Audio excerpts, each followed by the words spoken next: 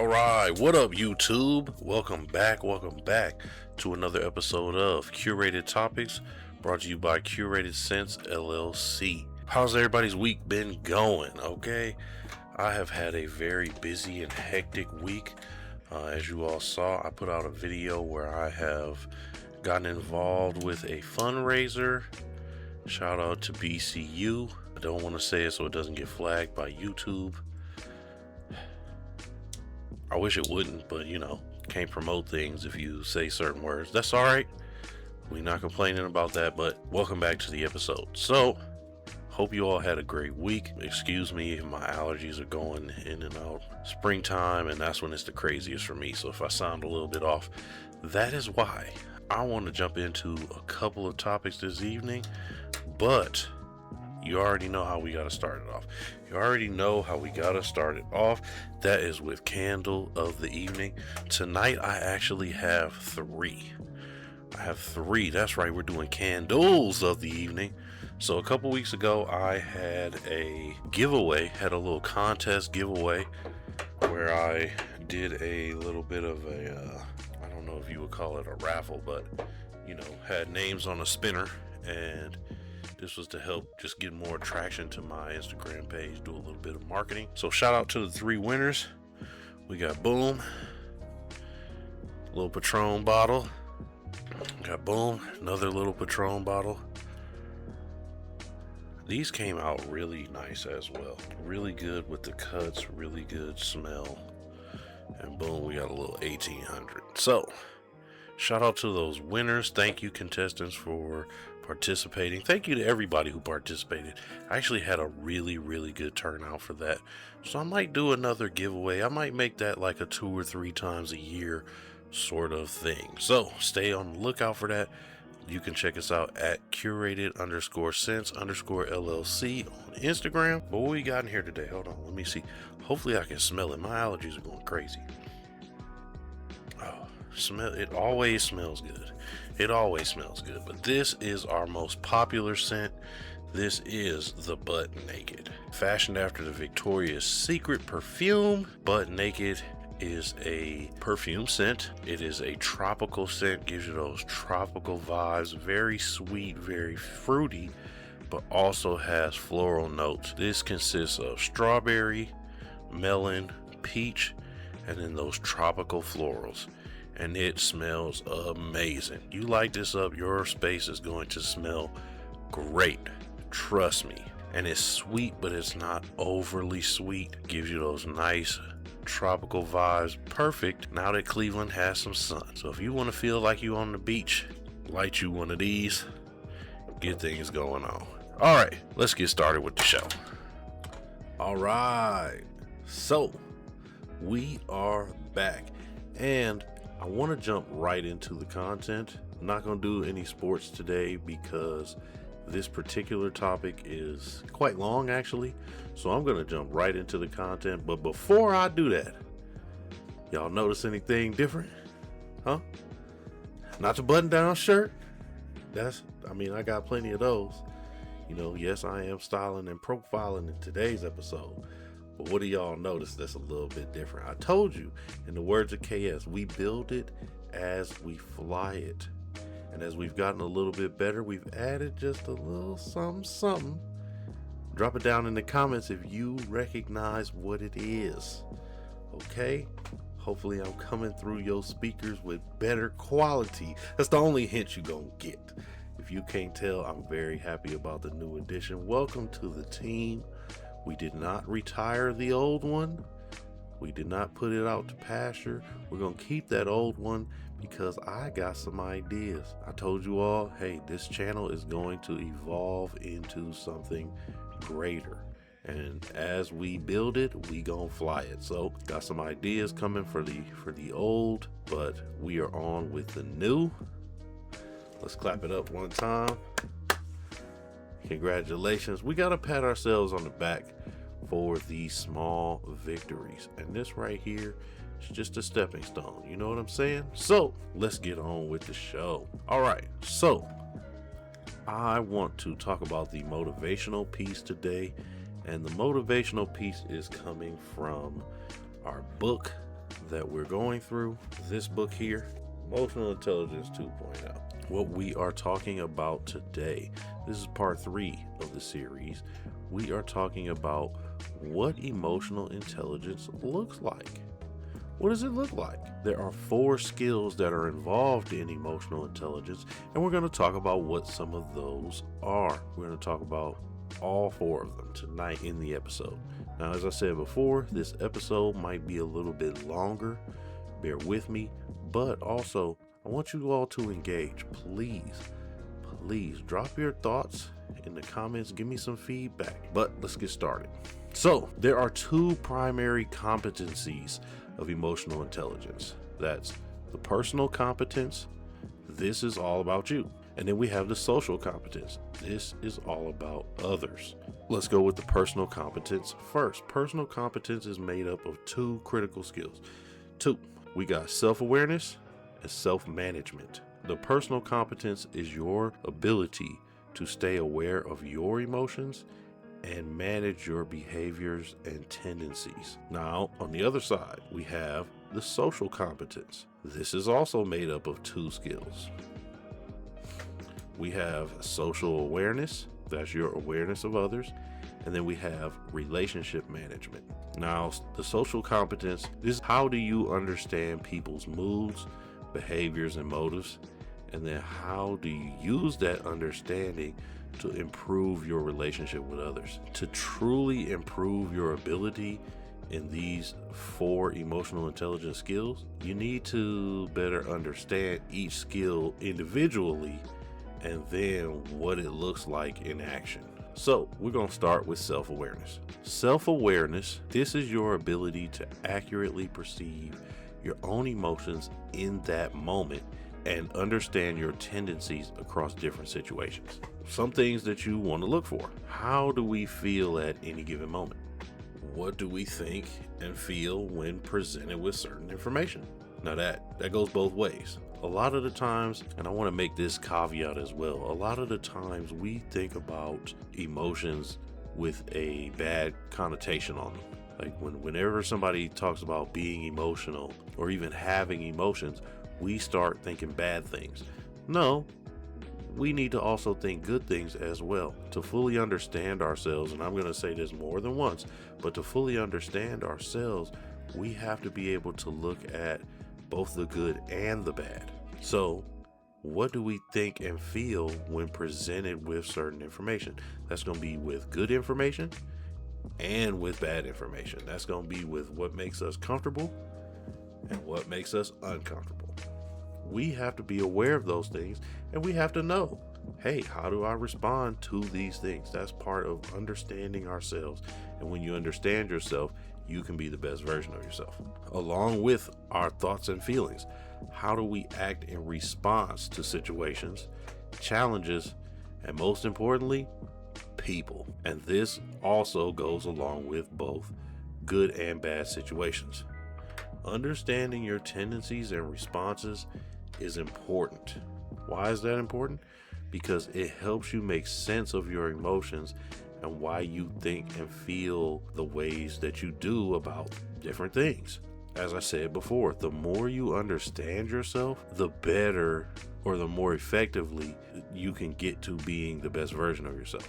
The more you understand yourself, the quicker your ability to make sense of your emotions will be. You'll be able to be like, I know myself, I feel this way because of these things. You'll also have better control of your emotions. So you'll be able to control your emotions a lot easier when you truly understand yourself and you truly understand how your emotions and thoughts and feelings work. You learn how to control your emotions more quickly as well. So when you're faced with that crisis situation, you can bring it back on in. You know what I'm saying? We all want to get to a high degree of self-awareness. We all have some level of self-awareness, but we want to get to that higher degree. We want our self-awareness to be on a whole nother level. And that's going to require some things. That's going to require some things from us. So we have to be willing to tolerate the discomfort of focusing on those feelings that might be negative, or, they might cause us to have negative emotions. We have to be willing to reflect on those things. We have to be willing to take a step back and say, hey, you know what? I have to look at why do I feel this way, because it's not necessarily good, but I still feel this way, and I have to understand why I feel this way.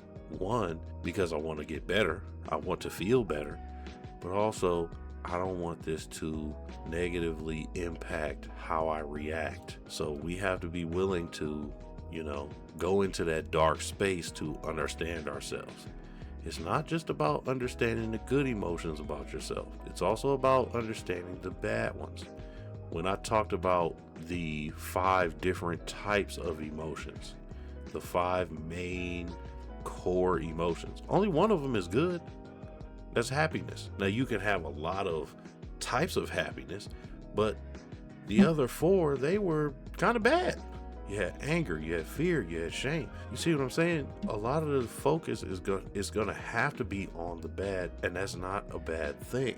But as I said before, the only way to genuinely understand your emotions is to spend enough time thinking through them and figuring them out, figure out where they came from and why they are there. What triggers them? Do they come from post-trauma? Are they used as your default mechanism? These are all things that you want to know if you want to change. In the case of the good emotional response, do you respond to all good situations in the same way? Or do you have different, responses to different good situations? Are there levels to your responses?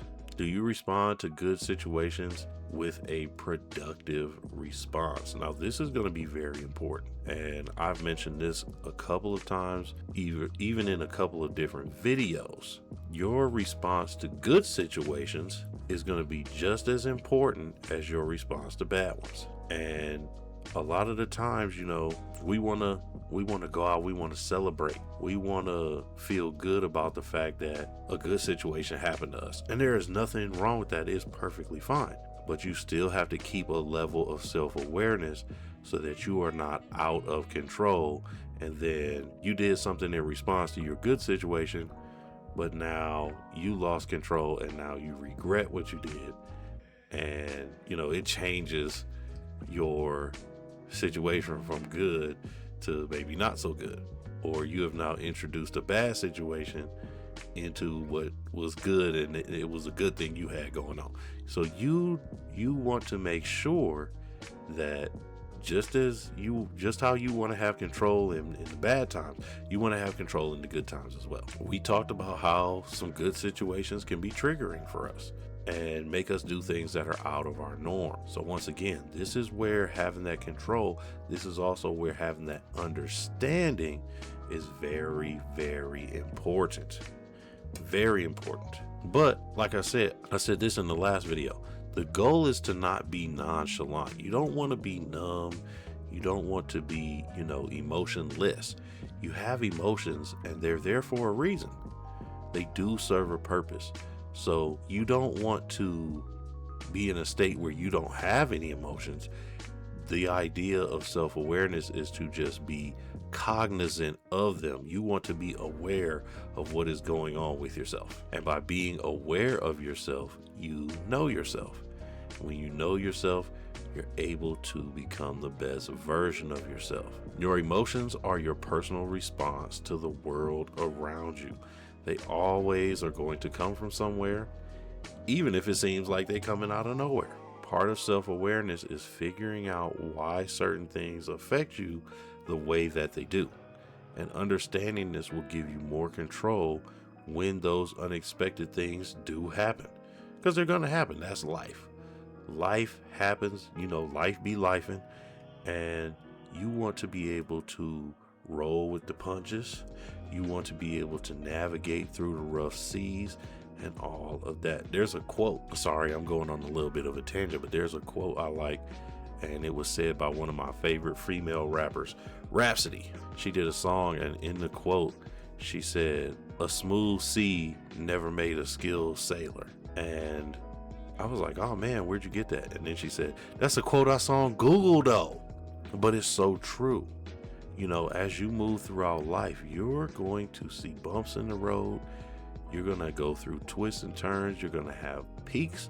You're going to have valleys. That means ups and downs. You're going to be on that sea called life, and you're going to experience some storms. You're going to, you're going to experience some cloudy days. You're going to experience some rough seas. And as you become more self-aware and more aware in general, those things are going to make you a better version of yourself, because you're going to know how to handle them because you've had experience with them. Sorry, I took that little tangent there, but it's the truth. That is part of what self-awareness is about. That is part of what self-awareness is about. So back to your emotions. Figuring out why certain things affect you the way they do, that understanding gives you that more control, but also prolonged periods of self-reflection where you are looking at why you do the things that you do, or why you react to certain things a certain way. That's going to help you from doing it again. When you focus and when you sit and really think about why things are the way they are with you, it's going to keep you from doing something that you might regret, and it's going to keep you from doing it again. Self-awareness is not all about discovering, those deep, dark secrets and unconscious motives. And, I just think unconsciously I do this. It's not all about that. Some of it is about that, but that is not the crux of what it's about. It's really about developing an honest and straightforward understanding with yourself about what makes you tick, what makes you happy, what makes you excited, what makes you sad, what makes you feel shame, what are you afraid of. It's about being open and honest with yourself. It's about understanding what makes you react the way you do and why. And then when you know that, when you know what your buttons are and you know why they're your buttons, it's easier to control them, and it's easier to avoid them being pushed. When you know, okay, this is my button. All right, I'm not going to let this person push my button. I'm not going to let this situation push my button. I'm going to leave. I'm going to turn around and walk away. Or I'm going to find a constructive way to alleviate whatever emotion I am feeling, so that I'm not exploding on somebody because my button has been pushed. That's where high self-awareness comes in and helps you out. High self-awareness increases your confidence. It increases your confidence. And it does so because you are now aware of what you do well. You know what your strengths are. You know what motivates you. You know what satisfies you. All of these things increase your self-esteem. They increase your value, and they increase your self-worth. Having high self-awareness, it increases your courage. It increases your risk-taking and your willingness to be vulnerable. Now, I know that is a tough thing for all of us, me included. I'm going to use this channel as an example. I was very nervous about this channel because, I tend to be a more private person. I don't like to talk about myself too much. Now, some of my friends might disagree about that, but y'all my friends, y'all don't count. That's what you're there for. But, it can be quite the risk to put yourself out there. It can be quite the risk to, be in that vulnerable position, be in the spotlight. I'm thinking about right now, like, when you're in class or something like that. Shout out to all my people who have, been in school, been in class, and have gone through this. When you're in class, it's easy to be in the audience of the class, and you're talking to the person next to you, or you got a little group and y'all talk to each other. But the moment that your teacher puts you on the spot, or the moment you have to do like a presentation in front of everyone, you just kind of want to talk like this, and you want to be all low, and you want to hide, and you wish you weren't 6'3" or 4, and all those things. And it's, it can be nerve-wracking. But when you're self-aware, when you are more confident in yourself, when you're not as discouraged, or when you're not as shy because you have that higher self-awareness, you look at those types of situations as, yeah, they're pressure moments, but these are the moments where, okay, yeah, I'm feeling the pressure, I'm feeling nervous, I'm feeling anxious, but I'm also feeling the diamond that is myself being formed. What I do for work now, I give a lot of presentations and workshops and all of that. And students don't know this. I be nervous as hell before I start doing my actual presentation. I've done it so many times now that I have, some experience and things like that. But even if I'm around new people, I'm very nervous. But I'm still going to do it because I understand that, okay, I've prepared for this moment, but also I am self-aware so that, okay, I know I'm nervous. I know I might be sweating up under the armpits a little bit, pause, but I can do this because I am less afraid to take those risks. I'm more courageous. I'm willing to be vulnerable. I'm willing to share my story, share my experiences so that it connects with somebody else. And that comes from having higher self-awareness. It really does. You become less afraid to make emotional mistakes. You understand that, hey, mistakes are going to happen and that's okay. If I make a mistake, I take the time that it requires to fix it, or, if I can fix it quickly, I will. Now, let me ask you this. How many of us have missed an opportunity because we were worried about making some sort of mistake, making some sort of emotional mistake? I know I have.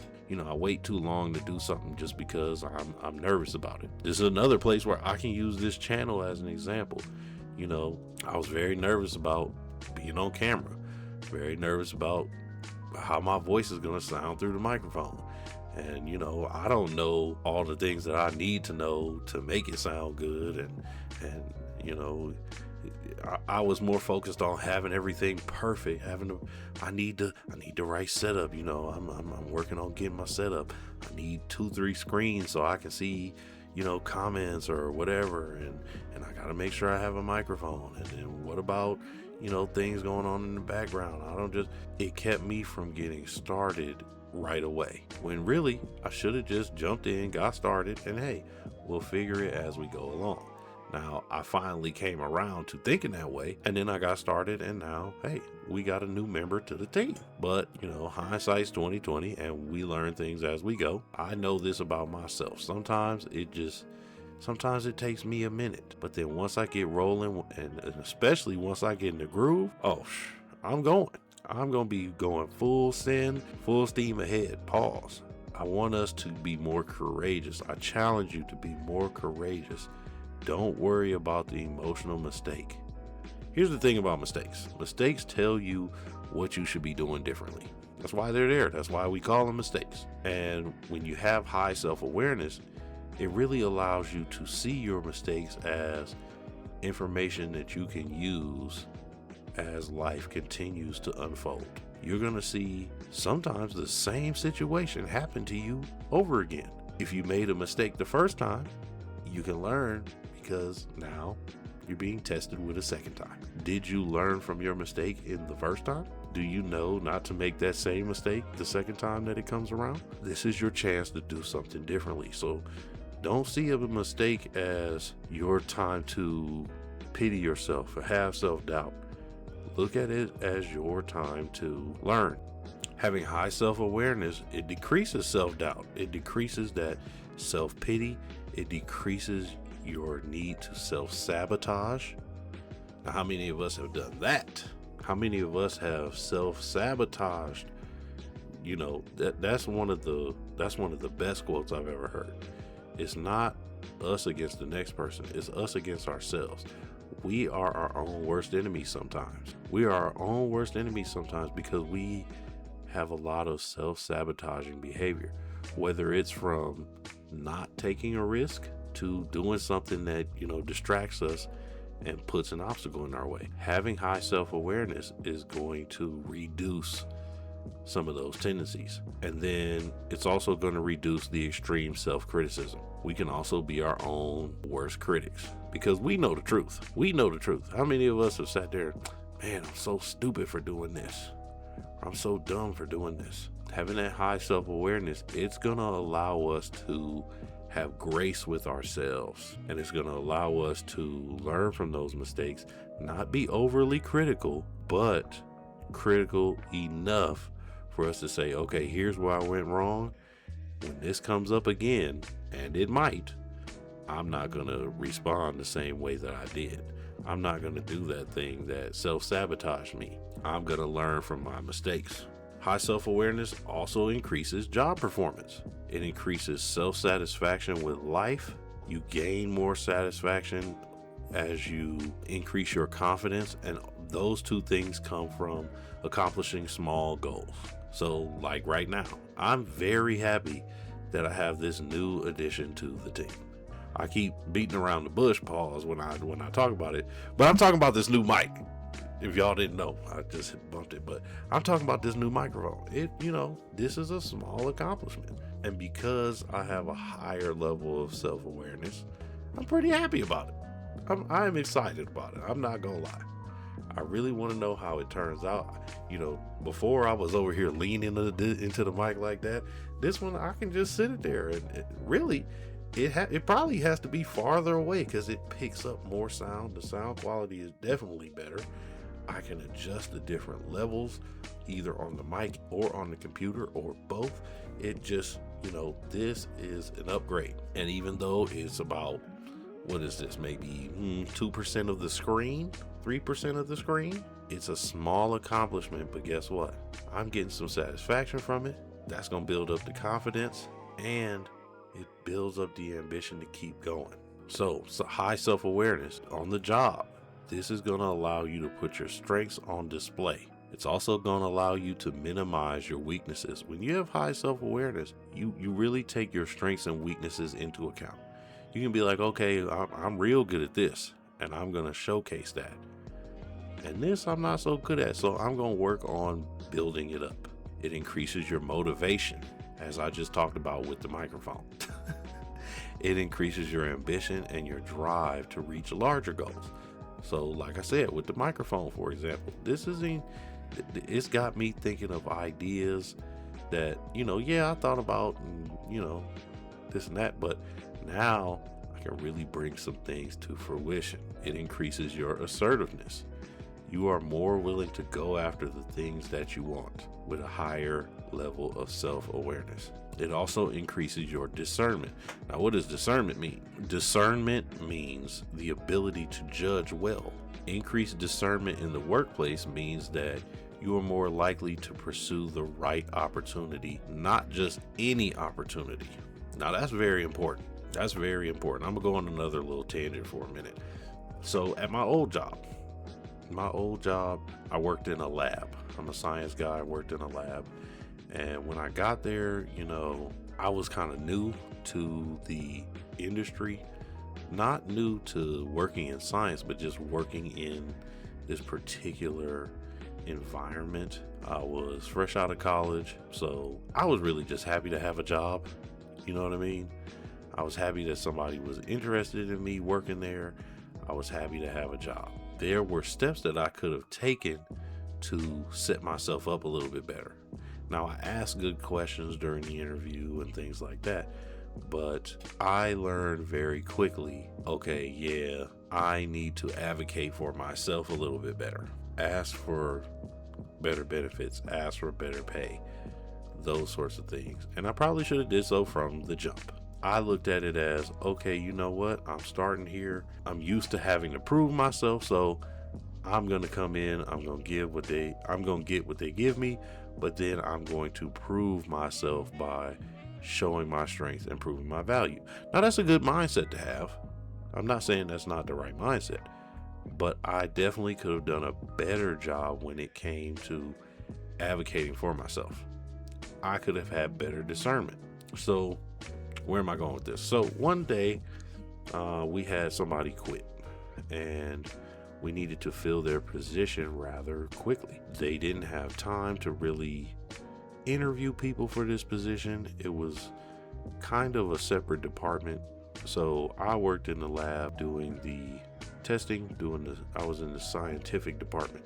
The person who quit, they were in logistics. So I have a little bit of a background in logistics. I did a little bit of logistics work. So they asked me would I be willing to fill in. I'm looking at this as an opportunity. Oh yeah, yep. Let me take on the responsibility. Let me show that I can do this.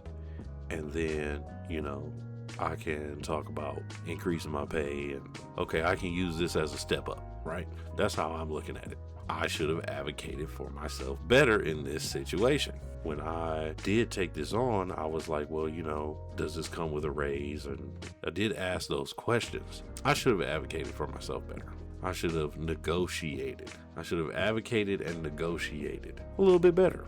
And that's okay. With a higher level of self-awareness, with more discernment, I would have probably declined taking that position. It didn't necessarily hold me back, but it didn't allow me to grow in the same way as some of the other people who were in the laboratory department. So I should have turned that down and continued to grow within the lab more.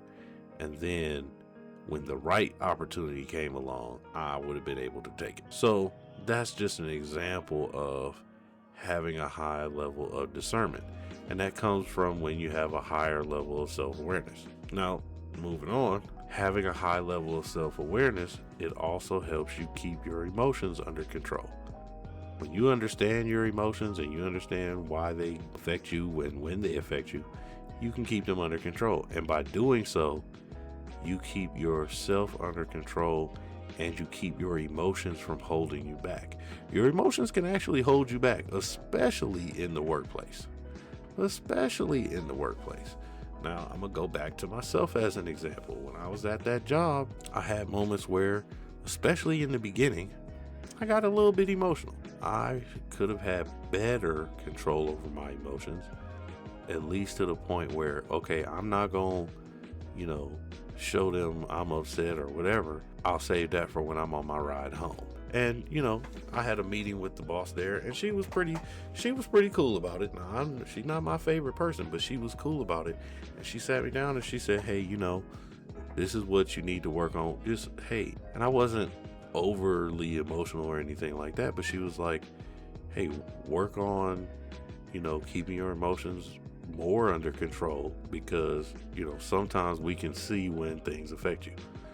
That was sound advice. She didn't give very much sound advice, but she did give that, and that was sound advice. I learned from that, and I was able to work on that, work on keeping my emotions better under control, and then by doing so, it helped me move up.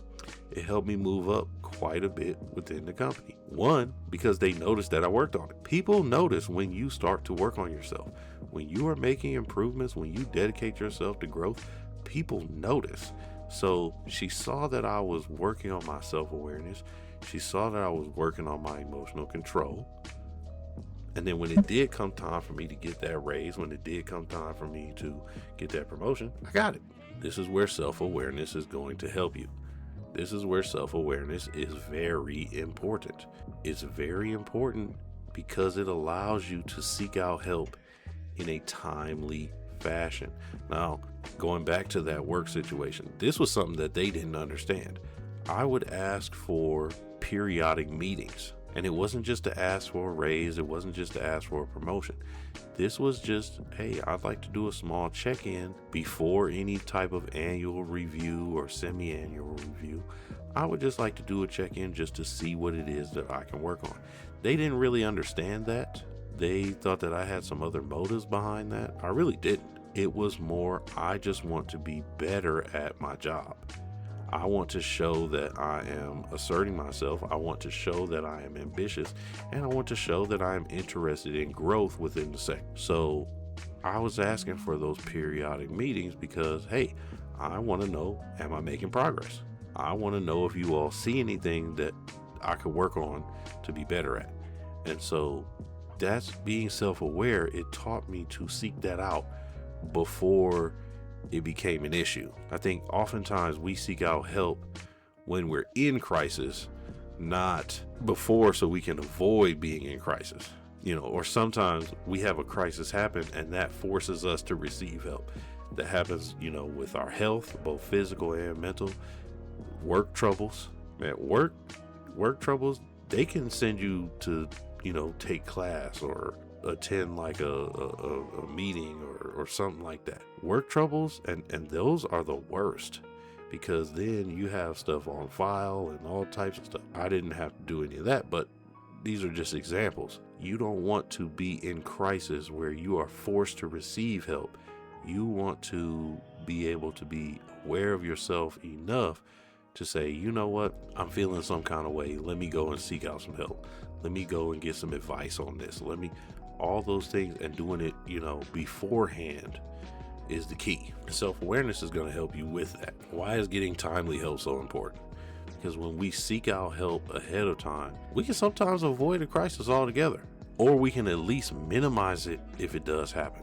This is only accomplished by being self-aware. You can only know if you're aware. If your antennas is up, in the words of Money Mike, where was your antennas? That's all about self-awareness. That's all about self-awareness. When you have a high level of self-awareness, you understand what your weaknesses are, and you understand those places within yourself that require strengthening and growth.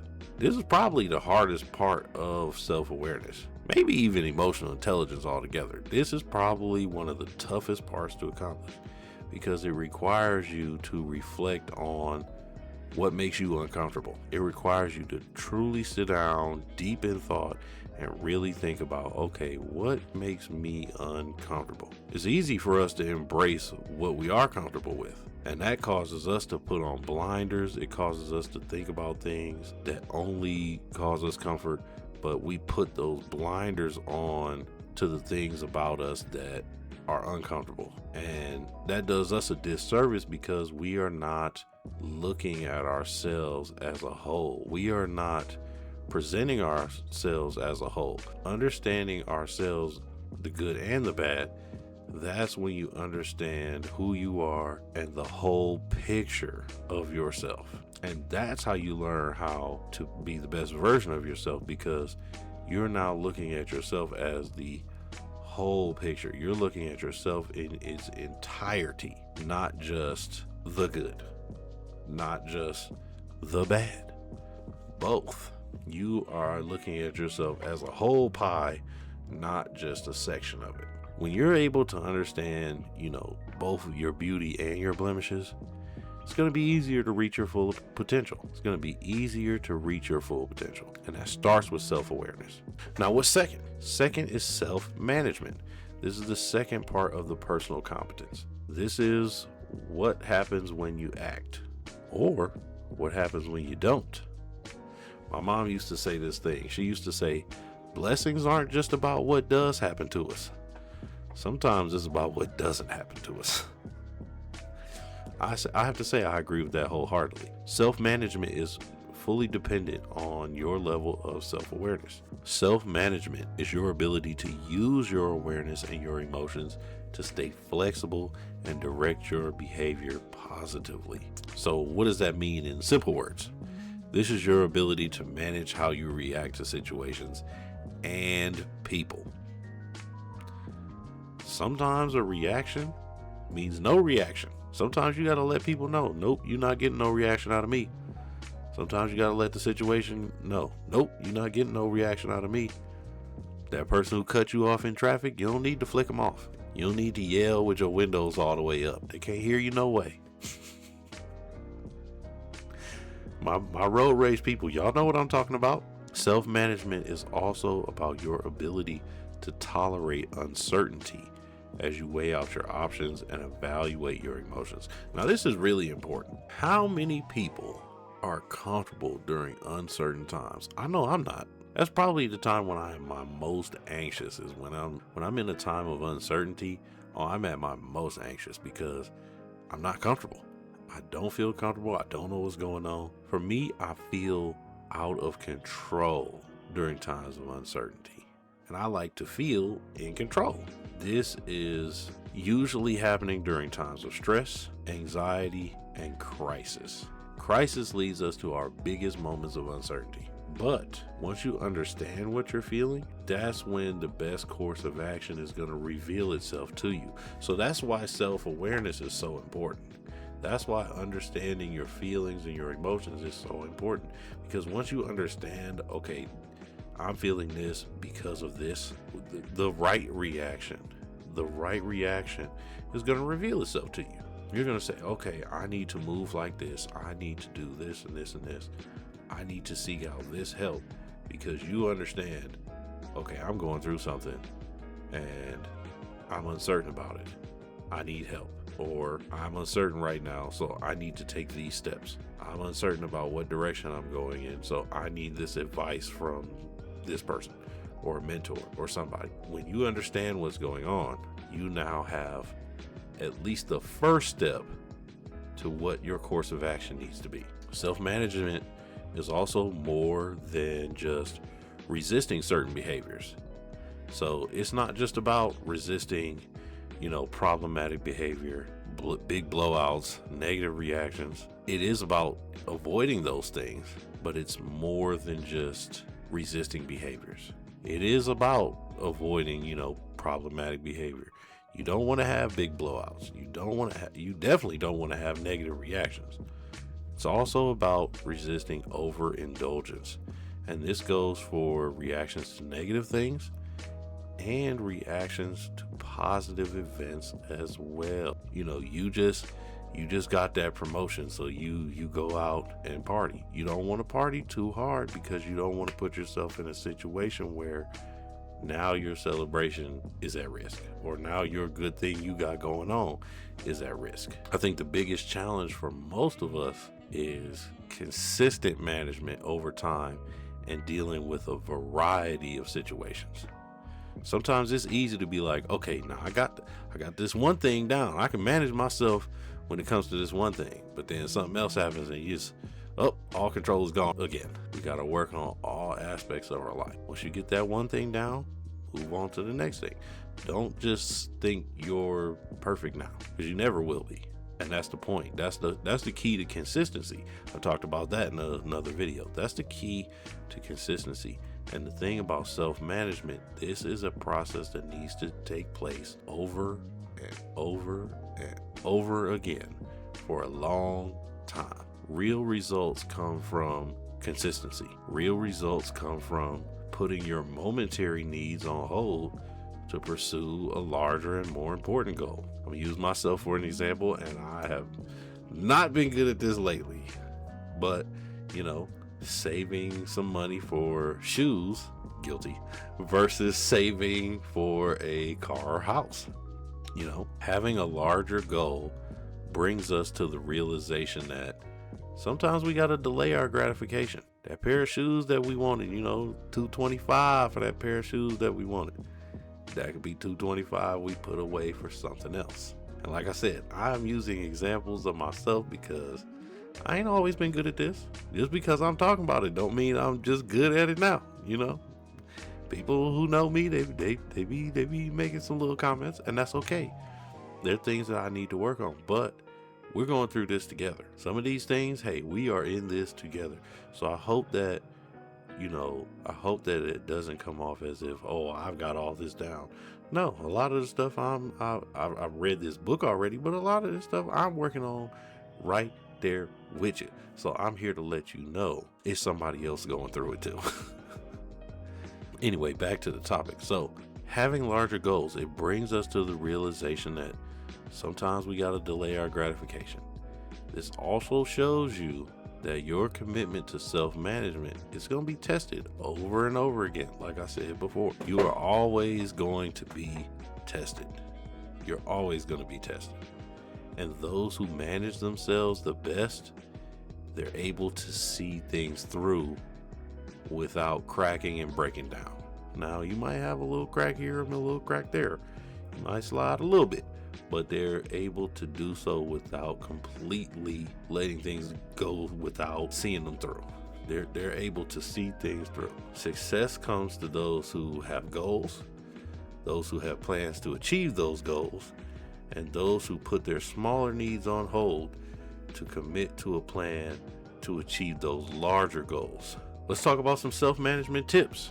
Learn how to hold some things back. Now, this goes for some of your emotions, maybe some things you might want to say. Sometimes we have the need to share all of our thoughts, share all of our ideas. Learn how to hold some of those things back. And with better discernment, you will know what you need to share and what maybe you just need to see play out.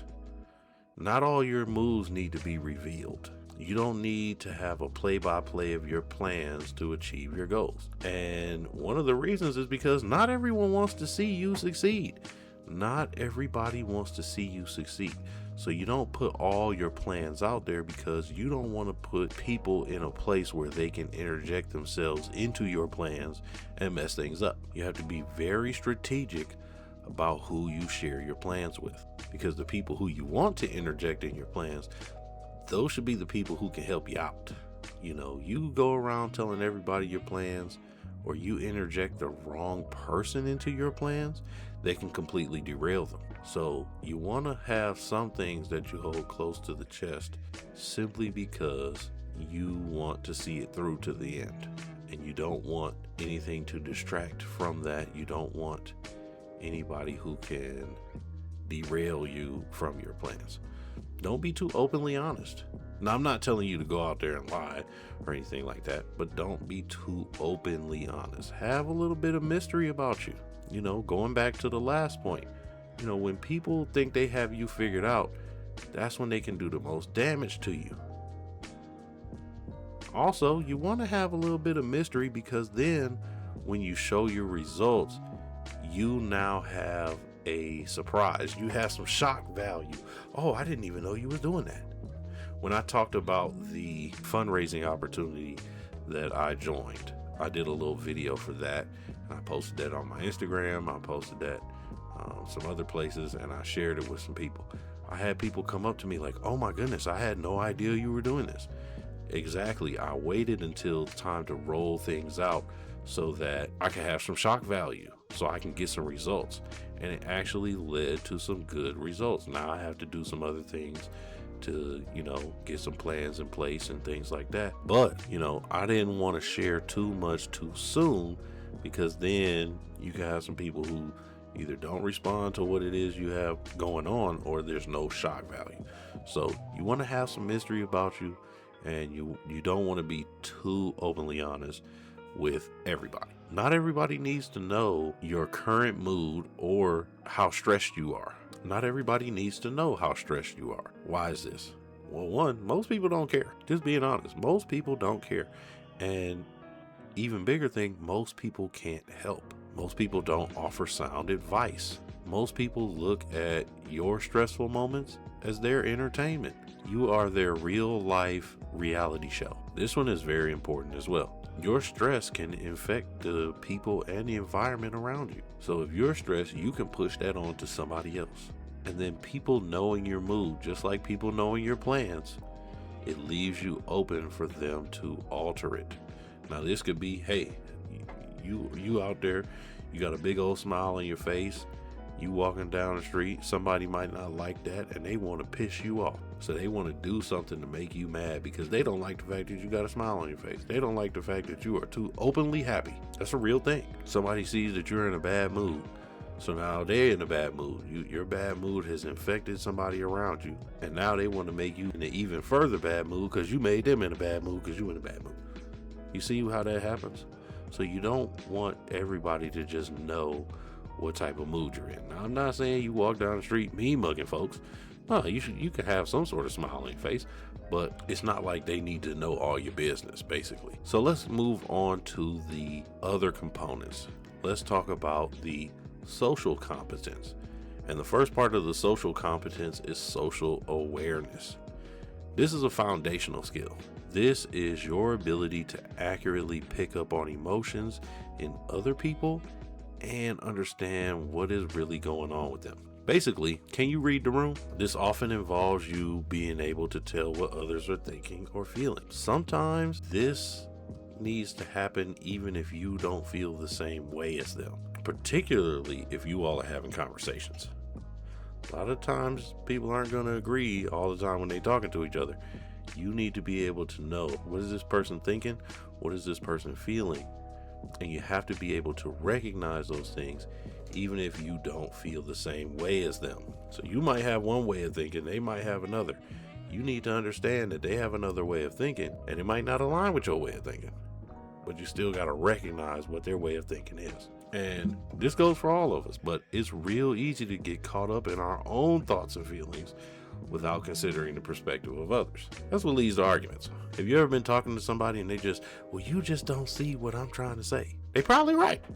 You don't see what they're trying to say because you are thinking about your perspective. Well, you don't see what I'm trying to say.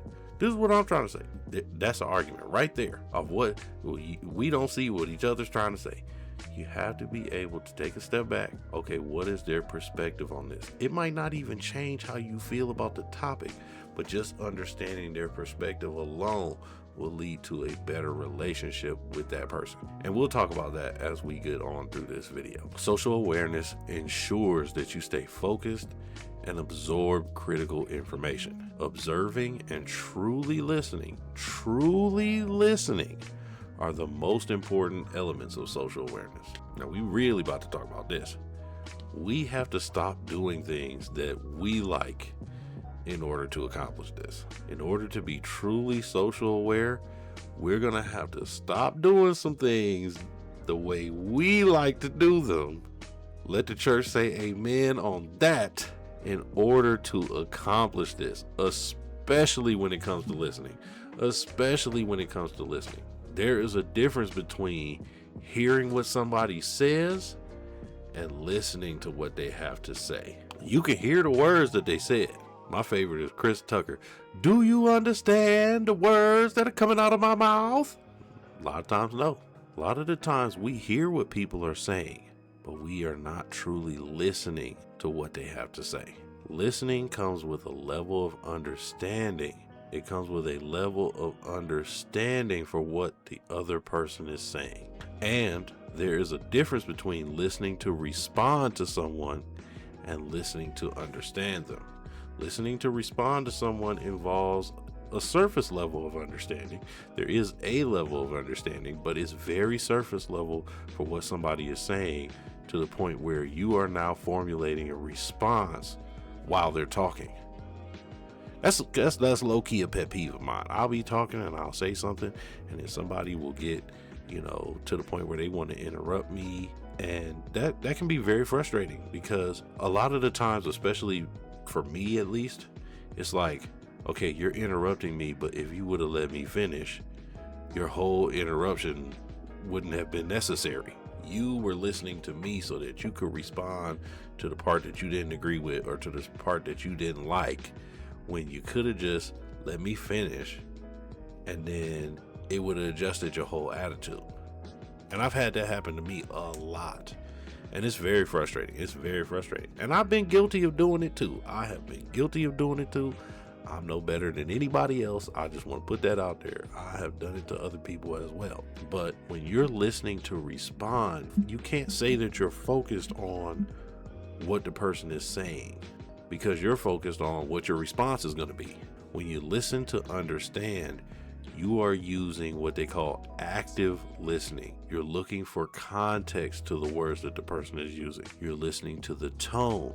You're listening to the delivery. And you're paying attention to the emotional side of the person talking. You're paying attention to the emotions behind the words. You process what the person is saying after they have completely finished talking. Let me say that again. You start to process what they said after they have completely finished talking. Let me say that again. You start to process what the person has said after they have completely finished talking. Now, let me say it for myself. You have processed what the person is saying after they have completely finished talking. This is super difficult. Let me say it for myself. This is super difficult. This is hard. This is very hard to do, because when we hear something that we don't agree with, or we hear something that we don't like, It is in our nature to either one, defend ourselves, defend our point of view, or to interject. I've got to interject because I don't agree. I've got to interject because I don't like this. And like I said, I'm guilty of it too. I am guilty of it too. But we have to learn to stop doing that. What's another thing that we have to learn how to stop doing? Now, this goes along with social awareness as well. We have to stop talking. Sometimes we have to tell ourselves to shut up and stop talking so that we can listen. Stop the inner monologue. How many times have you been talking to somebody and you just start talking to yourself because you heard one word that they said and oh yeah, and then next thing you know, you done had a whole conversation with yourself and you missed everything that they said. I was watching an episode of Blackish, and that was one of the topics of one of the episodes. The mom in Blackish, her name is Bo. So Bo was talking to her daughter, and she was so excited because her daughter finally wanted to share things with her, and her daughter started talking, and because Bo was so excited, Bo is now talking to herself. Oh, I'm such a good mom. I finally got my daughter to come and talk to me, and I'm so happy she wants to talk to me, and look at me. Look at God. Look at this. Look at that. And then the girl finished talking, and she was like, oh, wait, what? We have to stop the inner monologue. We end up missing what people are trying to say. We have to stop anticipating someone else's point. Now, this one can be real difficult. How many of us, we hear somebody and we hear the words that they're putting out there, and we just think we finish their sentences. We finish their sentences. We know what they about to say. Oh, well, I knew what your point was, so now I got to interrupt. And then they come back and be like, that wasn't my point at all if you would have let me finish. See? We have to stop thinking ahead of what someone else is saying. We have to stop thinking about what we want to say next in the conversation. It's so easy to want to make a conversation flow.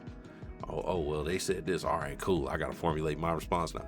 You know, sometimes we got to be okay with taking a few seconds, taking a pause before we respond to something. So you don't need to just respond to something right away. Sometimes it might make a person feel better about the fact that you took time to think about what you wanted to say. Now, I will share this. So when I did the interview for my newest job, I talked about how they had these social emotional learning questions, and they were questions I had never really heard before. But they really appreciated the fact that I communicated with them. I sat there, I was like, you know, I'm gonna be honest with you all. I'm gonna need a second. I have never heard these kinds of questions before. If you would allow me a second to process and to really think about my answer. And they really appreciated that. So that just goes to show, hey, sometimes it's okay to just be like, you know what? I need a second to process. I need some time to really think about what you had to say. Sometimes, and this goes for both sides. Sometimes we are too eager to formulate a response. Sometimes we may miss something because we spent too much time thinking about our next point, what we had to say next. Sometimes we look for people to respond too quickly. I have worked on actually telling people, hey, I don't want you to respond right away. I'd rather you just take what I have to say and think about it, because you trying to formulate a response right away, you haven't actually thought about what I had to say. You haven't processed what I had to say. So take some time. Go and sit and think about it. I think that shows a more level of care, a more level of attention to detail, and just more overall thought about the conversation. Lastly, we got to stop looking for our spot to interrupt. I'm just going to let that land for a second. We have to stop looking for our spot to interrupt. How many of us do that? I'm guilty of it too. I plead the fifth. I have done it too. We have to stop looking for our spot to interrupt, because that is where we can miss the real points. That is where we can change the relationship that we have with people. We're looking for our spot to interrupt them, and this is their time to really share. This is their time to be vulnerable. This is their time to tell us what's going on with them. So we have to understand this is our time to sit back, take a second, and process what's going on. Now, there are times where you need to interrupt. Sometimes. I'd probably say maybe 10%. I'm being nice with 10. Somebody is listening, and I hope they listen. I'm being nice with 10. Most of the time, we don't need to interrupt. All right, back onto the observing side. Observation takes practice. Observation takes practice. You have to really watch and pay attention to the person you're interacting with. It's not just about listening to the words, but you have to look at their body language. You have to look at their facial expressions. You have to pay attention to how they're delivering the message. Observation gives you a sense of their thoughts and their emotions. There was a show that used to come out, and man, this was such a good show. I was sad that it got canceled, but it was called Lie to Me, and it was about a guy who he literally made a living off of just reading people and reading their body language, and he opened up a whole business doing it. They would solve different crimes and things like that by focusing on people's body language, looking at their facial expressions, looking at how they deliver messages. When do you breathe in between words? Do your lips quiver when you're under pressure? Do your eyebrows raise? Looking at such fine detail. Do you get the little, dimple right here because you half smirked after you thought you got away with something? It was such fine detail into body language. And, I'm not saying you just completely look at people like that while they're talking, but pay attention to people. Pay attention to people. This is how you're going to understand. This is how you're going to build up that social awareness. You gotta try to not let your own thoughts and feelings disturb what you're observing as well.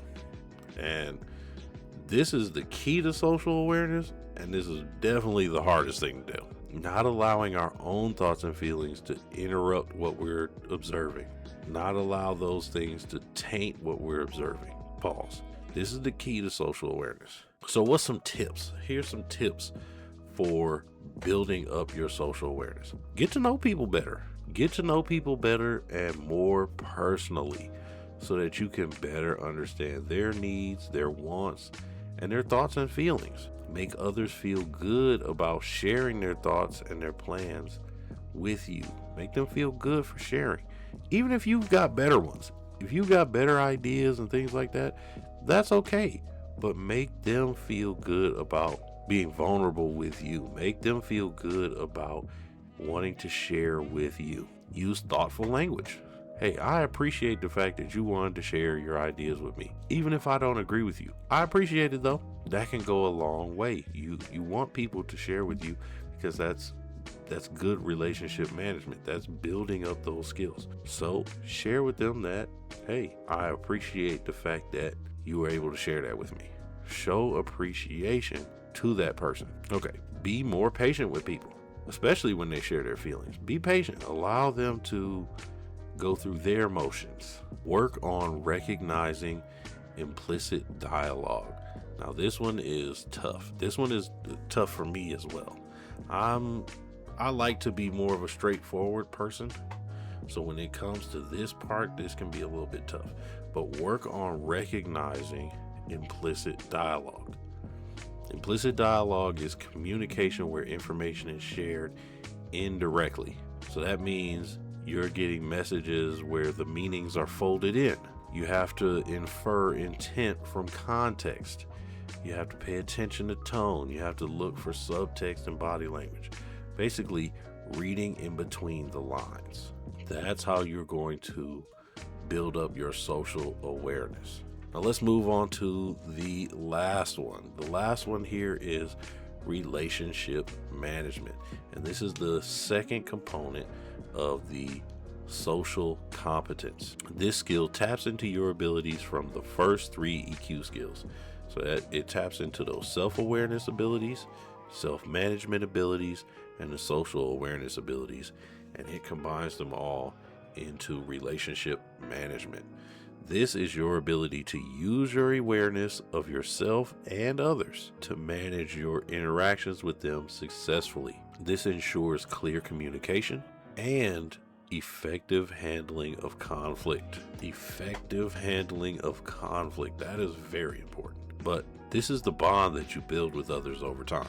People who manage relationships well are able to see the benefit of connecting with many different types of people, even the people you don't really like. Those people who you're not particularly fond of. It's still important to be able to manage your relationship with them well. And to be honest, I would say it's especially important for people you don't like. You can garner more respect by managing relationships well with the people you don't like. The people you don't like, they'll notice, hey, we don't really like each other all like that, but this is a stand-up dude and he's able to work with me, or we're able to still have a conversation. We're able to still interact with each other and get things done. We're still able to keep it cordial. That's going to become very important. Conflict is very important, but the way you handle conflict, that's what really matters, especially in relationship management. Solid relationships should be sought out and cherished. I'm going to go back to the words of KS, my man, RIP. But in the words of KS, life is about relationships. Even for my people who don't like people, we all need some sort of good relationship with someone, whether that's romantic, platonic, whatever. And you have to embrace the good times and the bad. Both build bonds by increasing mutual respect. Almost all of my friendships include some sort of good times, some sort of bad times, and some sort of challenging times. Bad things are going to happen. Conflict is going to happen. It's all about how you handle those things. Now, I've had bad things happen in my relationships. I've had bad things that have happened between me and one of my friends, and we made it through by working things out. I've had bad things happen where something happened to one of us, or it was me or it was them, and the way we got through was we supported each other. We've had bad things happen to us as a group where we had to make it through by sticking together. I'll share some of those stories in some other videos, but we had to stick together, and that was how we made it through. The whole idea is that bad things are going to happen, but it's about how you handle them. And in each of those types of situations, we built a bond because we garnered respect for each other by the way that we handled those bad times. I'm gonna use another show for an example. The whole premise of Stranger Things. It's about a group of friends who literally saved the world together because they banded together and they built up a bond. They had many conflicts throughout that show. Many conflicts. There was times where they fought each other. There was times where they argued with each other, yelled at each other and all that. But at the end of the day, they came together for a larger purpose. And by them banding together, they were able to bring others into the fold to help them. And that's what relationships are about.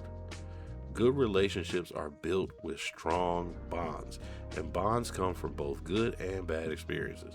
Sometimes bonds are built on bad experiences more than they are on good experiences. How many times have you bonded with somebody because they went through a similar bad experience as you, right? It's not just one or the other, but you have now created a good bond with somebody over some bad stuff.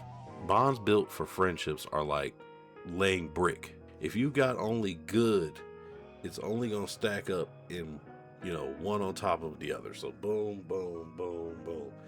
And that can fall like Jenga. But when you lay brick and you lay it offset. So then you got one here, and then when it's bonded together, it's actually stronger because weight is distributed differently. I hope you all can follow that example, but that is, you might have a little bit of bad over here, a little bit of good over here, and then the glue that holds y'all together for the next layer. And that is how the bond is built. It's not just one dimensional. Solid relationships are a testament to how you understand people and how you treat them and the history that you all share. So that's where the good and the bad comes into play. Do you understand somebody fully, or do you just understand the good stuff? Most of my good friends, we have been friends for 10 plus years.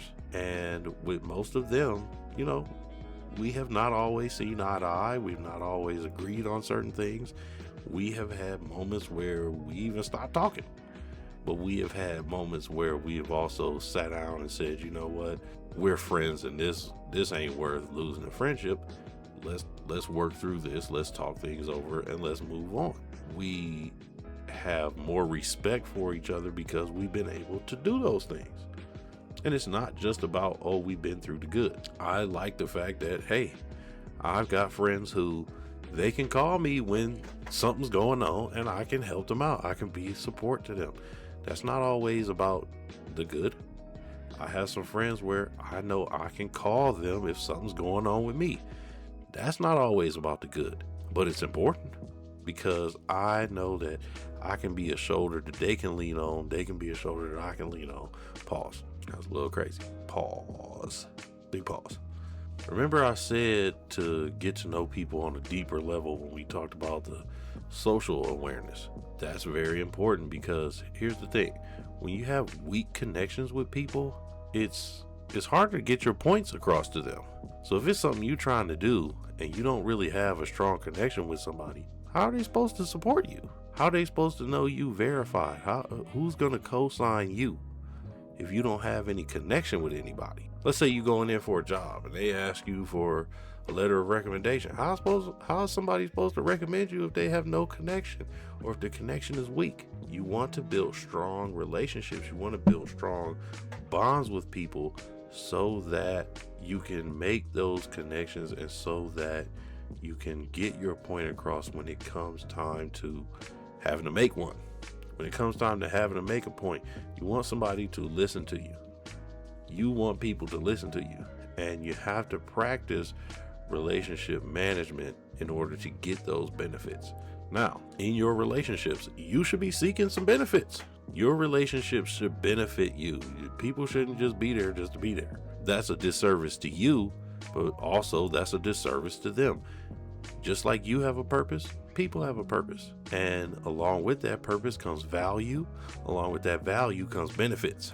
So people should be there to benefit you. You should be there to benefit them. Remember in my previous video that I did about networking, your network should benefit you and you should add value to your network. My boy Currency, Spitter has a line in one of his raps, and it's not really knowing them women, just standing by them. Look at relationships like that. You don't want to be the person where it's, oh, well, I know them, but I don't know them. You know what I'm saying? I'm just standing by them, but I don't really know them. You want to actually know people. You want to actually have good standing relationships because that's when they can start to benefit you.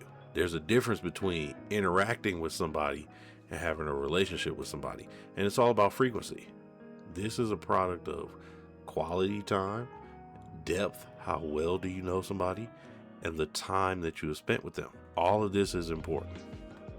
Relationship management is the most challenging for some, especially during times of stress. This is probably the most challenging of the 4 skills.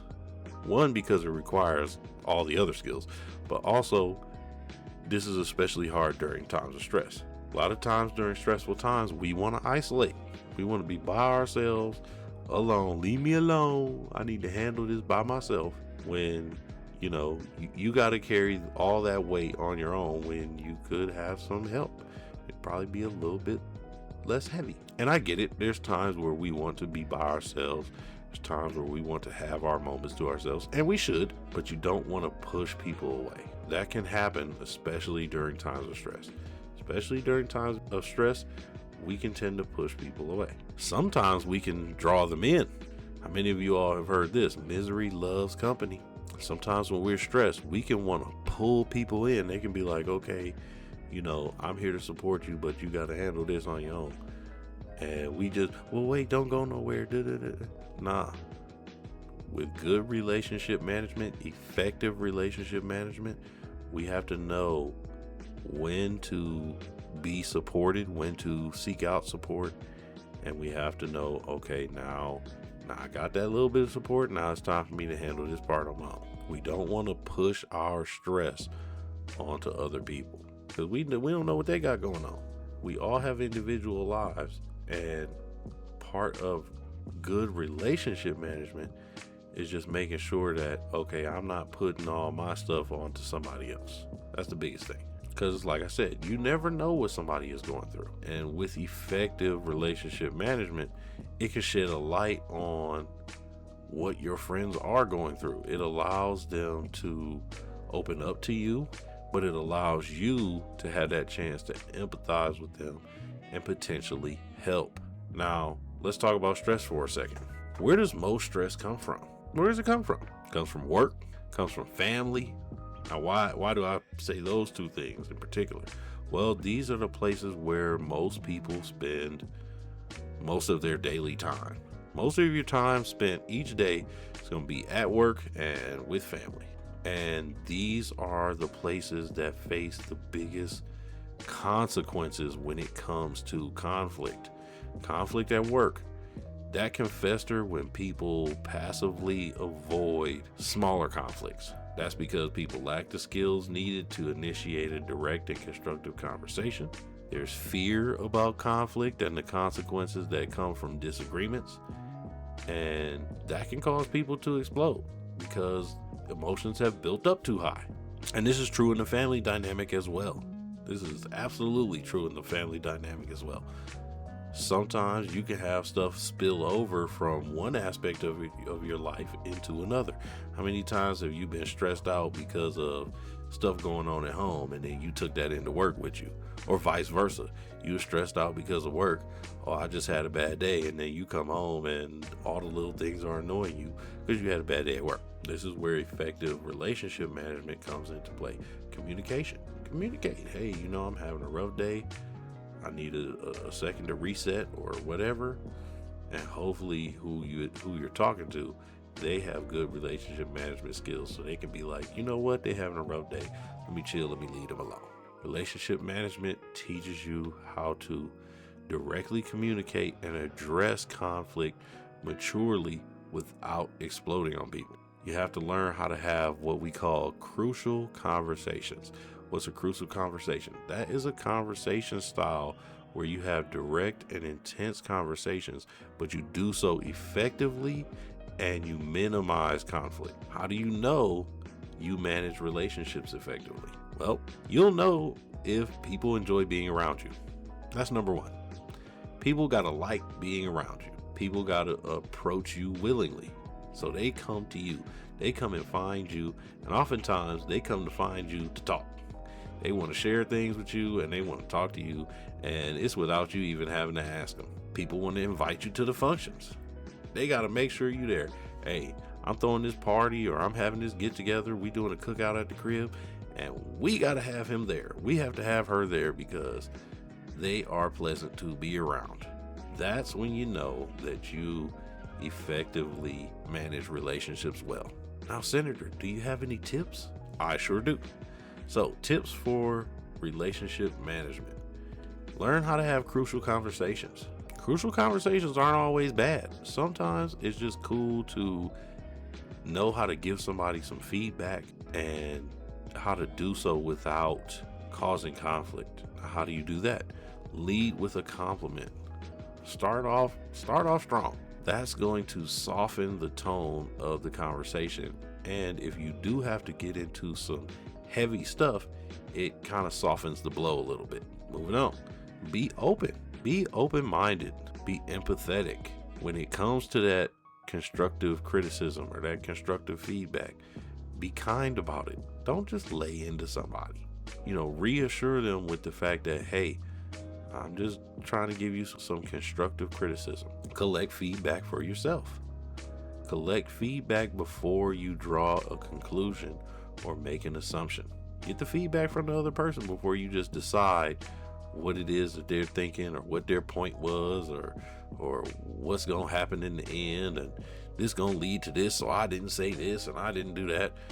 Nah, get feedback from that other person before you start making those kinds of decisions, assumptions, and conclusions. Find the best way to communicate in uneasy times. Now, that can be a tough one.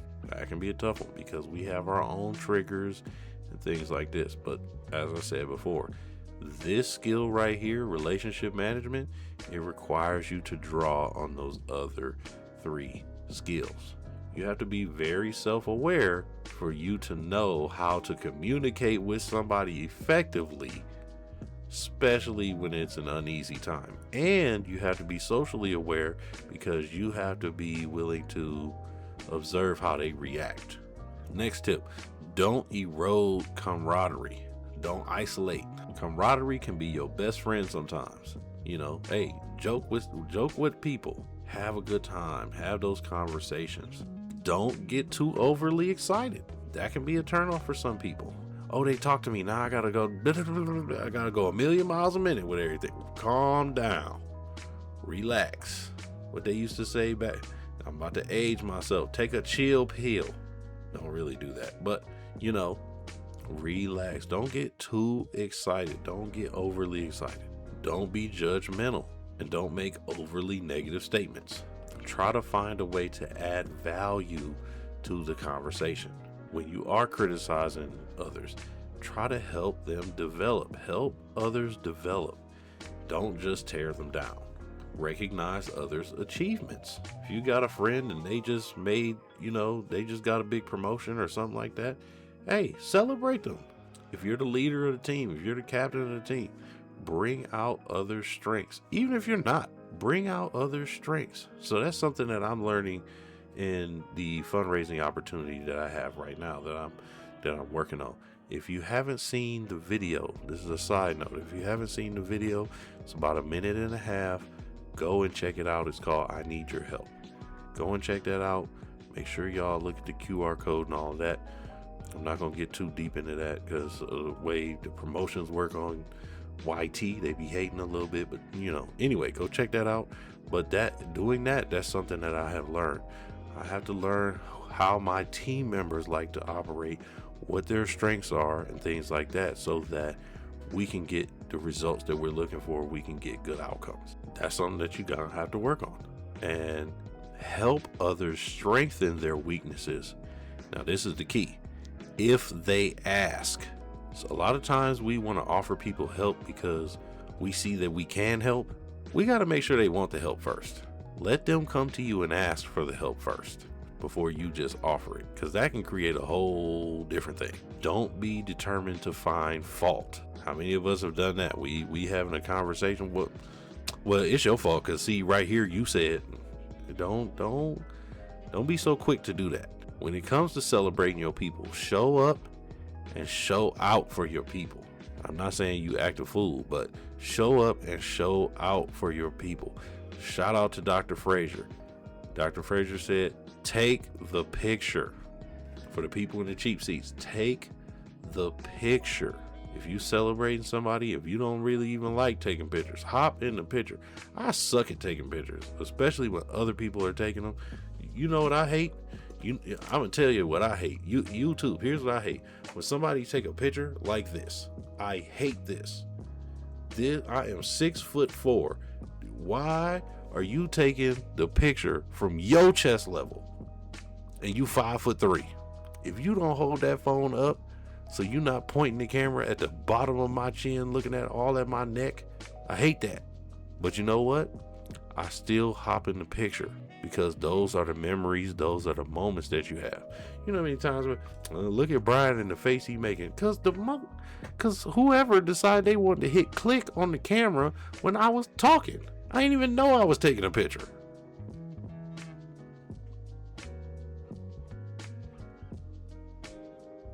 Now, I'm not all that good at posing and all of that. I'm not the greatest, but come on now. You mean to tell me you had to take the picture when my mouth was like this? Come on now. You couldn't wait 2 more seconds for me to clean it up a little bit. That's neither here nor there.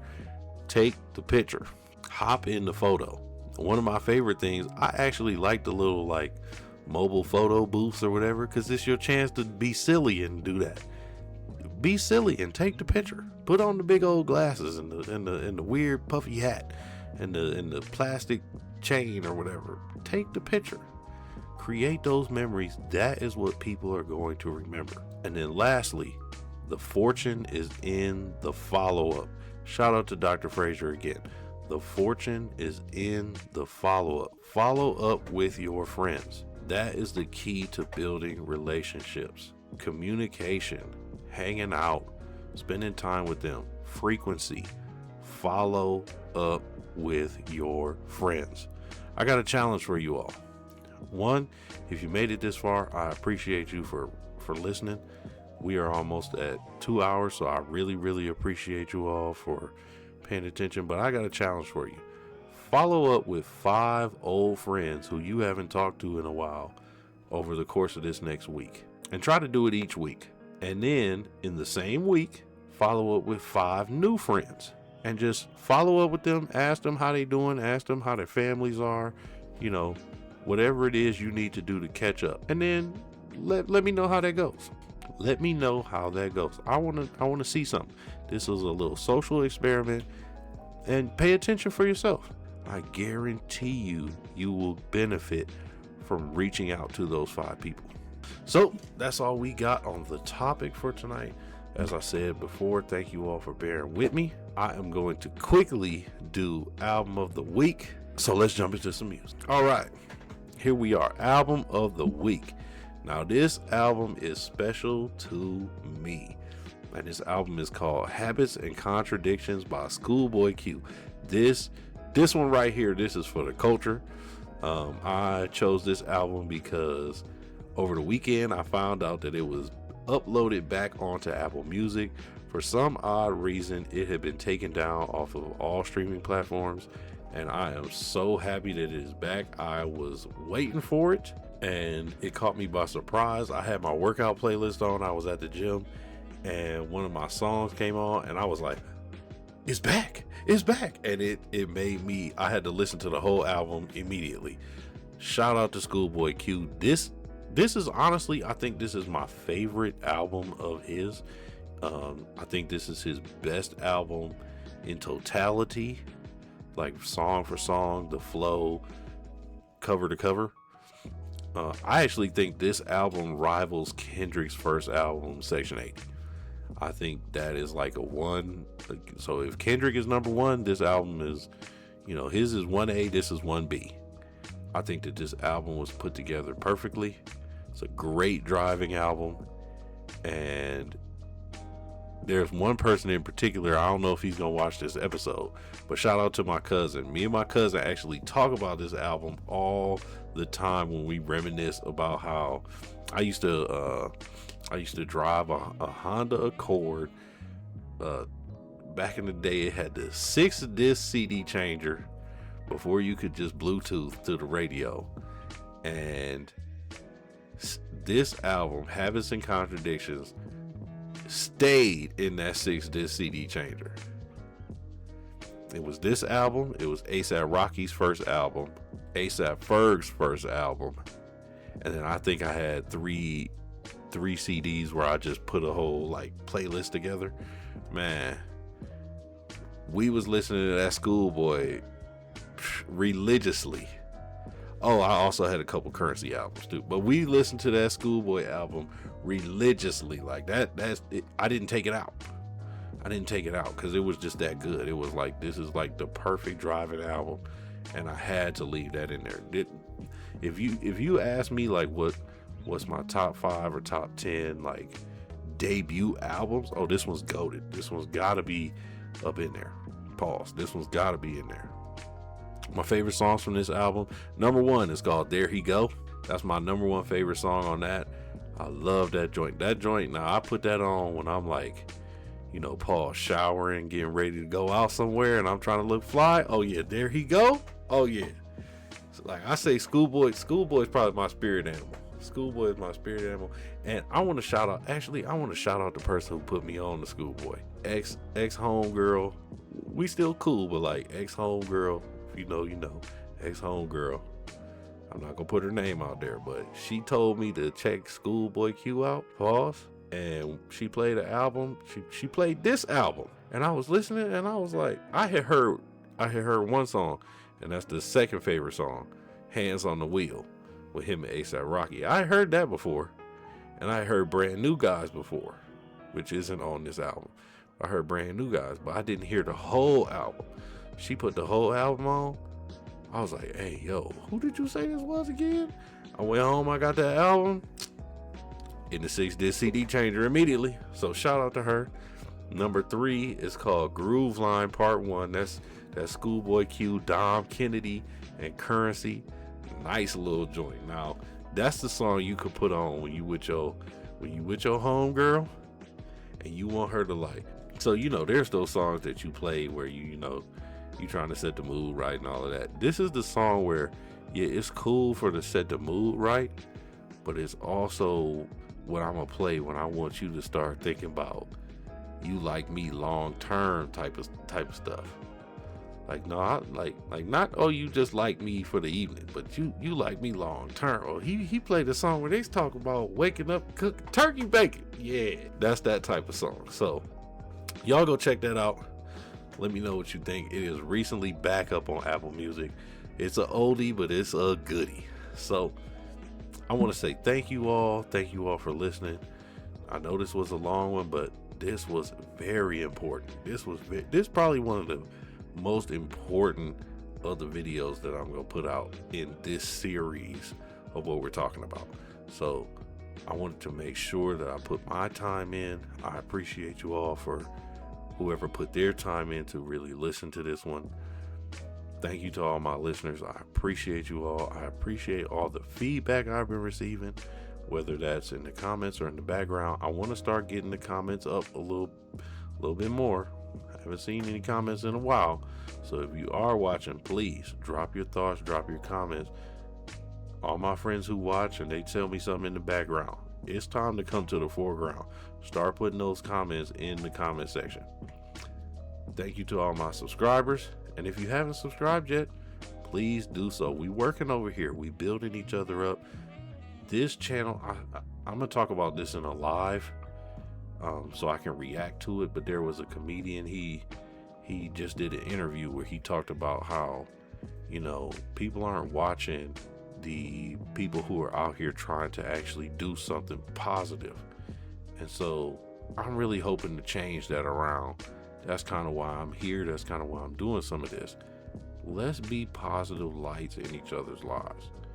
The negative stuff, yeah, that can be cool. That can be entertaining.